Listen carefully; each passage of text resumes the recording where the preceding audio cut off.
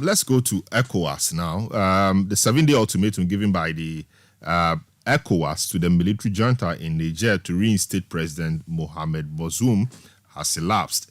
The regional bloc headed by President Bola Tinubu of Nigeria last week, Sunday, said the junta had a week to restore constitutional order or face the possible use of force. Sanctions on coup plotters have already been imposed, and electricity supplies from Nigeria have been cut along with borders, meaning goods are no longer arriving, and the landlord country has lost access to ports. On the other hand, reports indicate that Niger's coup leaders have also closed the country's airspace until further notice, citing the threat of military intervention from their neighbors. Let's speak to someone who understands these matters, the person of Colonel Retired Festus Abuaji, who is a security analyst, to help us appreciate really whether we are treading on dangerous grounds or not. Hello, good evening, sir. Welcome to Eyewitness News. What do you make of the, I won't call it a threat, but the proclamation of Bola Tinubu, threatening a military intervention in Niger? Was it a call he made too quickly, or you think that's in order? Well, thanks for having me. I would wish to suggest that ECOWAS was being hasty, not quickly. You see, when you have a dispute, you have a spectrum of options, tools, approaches that you can use. So even in international law, in the UN Charter, the emphasis on the pacific settlement of disputes. When you have exhausted that, then you may use force as a last resort. And even that force is clarified to be a force because you have been aggressed. None of these happened at the time that ECOWAS met, when it imposed the sanctions. It also imposed an ultimatum, you say. And that defeated the gesture of sending any delegation or delegations. Because once you have imposed sanctions, and imposed an ultimatum, what else are you going to negotiate? There's nothing to negotiate because you have taken a position. So ECOWAS was hasty. And my concern is that it's not the first time. Each time there is a coup, that is the very approach that we take. When we were the chair of ECOWAS, we did the same thing. We take punitive measures before we engage. And you don't do that. You engage first. Exhaust all your options. It might take time, but that is the nature of diplomacy. So we shouldn't be seen to be hasty or in a hurry to go and use an intervention, military intervention, to restore constitutional order. So that is where the problem starts. Now, it is being suggested that Tinubu was, if you like, trying to use this crisis to legitimize his rule. You see, but ECOWAS is different from Nigeria. If ECOWAS, for whatever reason, made him the chair, so be it. But then when we take decisions, that decision or decisions must be carefully thought through. You see, now we are back in our countries, and our diplomats are sitting down to analyze the implications of the statement that ECOWAS made in Abuja. And the security chiefs are also meeting in their respective countries to look at the various options of how to execute that ultimatum. And it's not going to be easy, you say. So I think that proclamation or that statement was not necessary. We had not given time to exhaust the diplomatic approaches. But now, the diplomatic approaches, I'm not sure how well these have worked in the past, given that now the ECOWAS sub-region is seen as a base for coup d'etats and the overthrow of governments using the barrel of the gun, etc. Perhaps, is it not the case that Tinubu, thinking that he now holds the chairmanship of ECOWAS, should use or could use another approach, given that the diplomatic way hasn't worked? Indeed, in the late 90s, we saw a similar thing in Niger, same Niger, when Tijan Kaba was overthrown, Abacha tried to do a similar thing, but he helped restore Tijan Kaba, even though the threat was not as brazen as this one. Mm-hmm. You see, in these scenarios are all different. The geography of the countries involved are different. The political dynamics are different. The period in which those decisions took place are also different.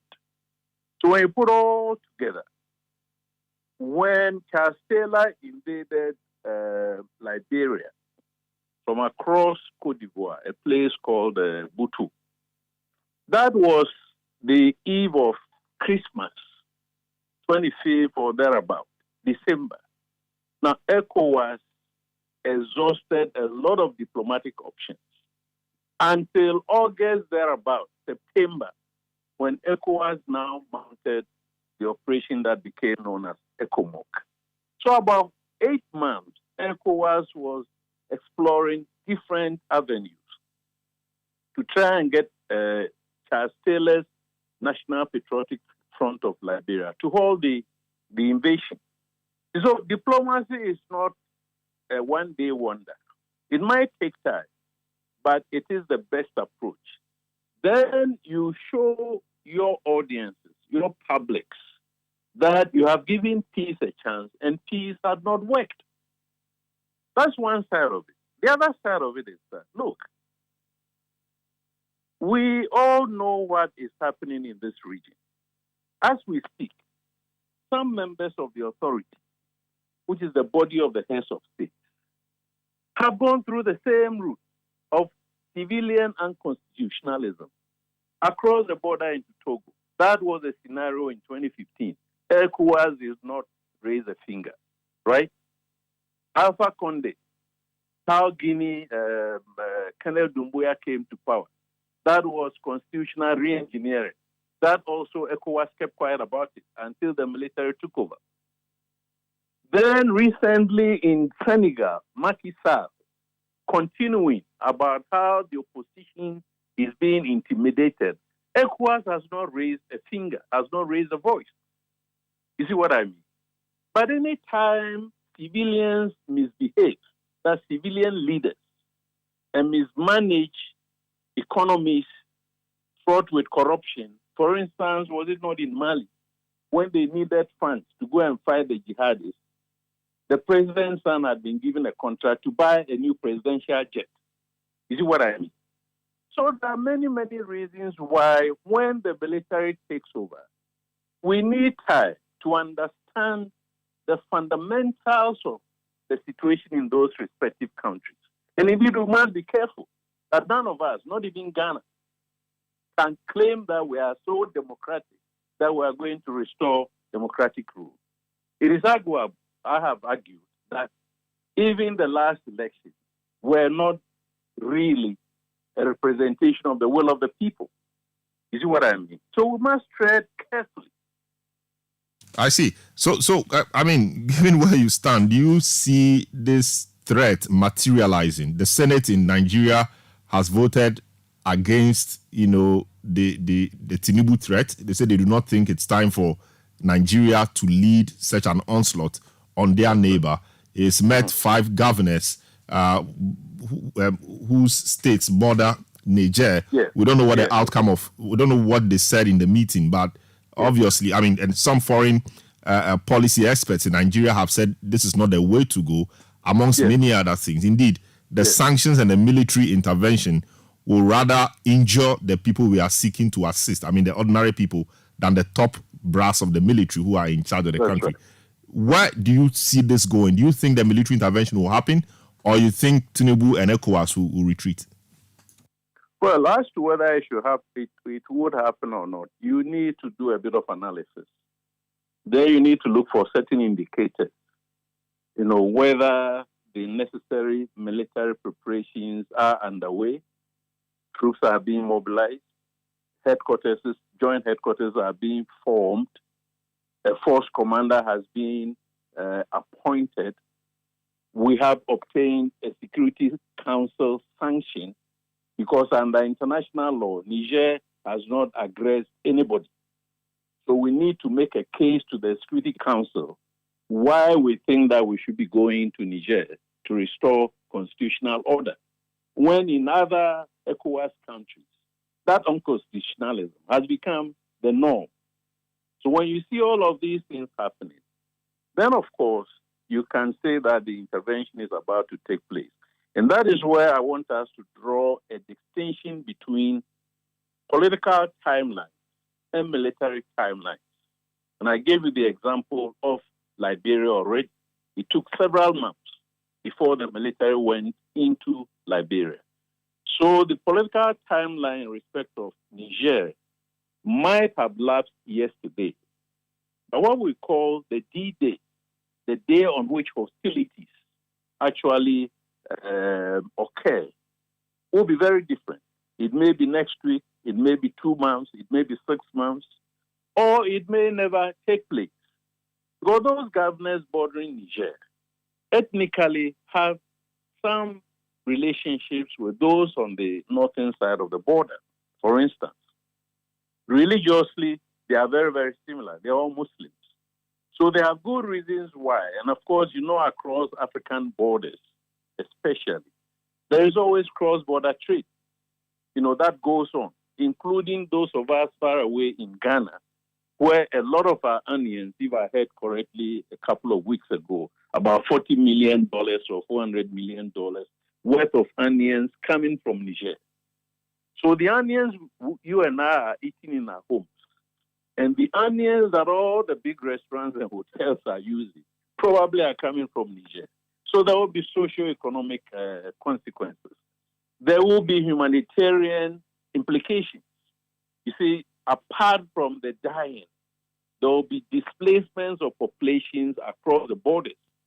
So, for instance, Ghana should expect more Nigerian refugees on top of what we have on our streets already. All the Guinea coastal countries must expect some of these refugees, populations that are displaced, to come here. So all this suffering could be avoided. You see, if you go full circle, my bottom line is that when you have any illness, you diagnose it, and then you address the cause of that illness.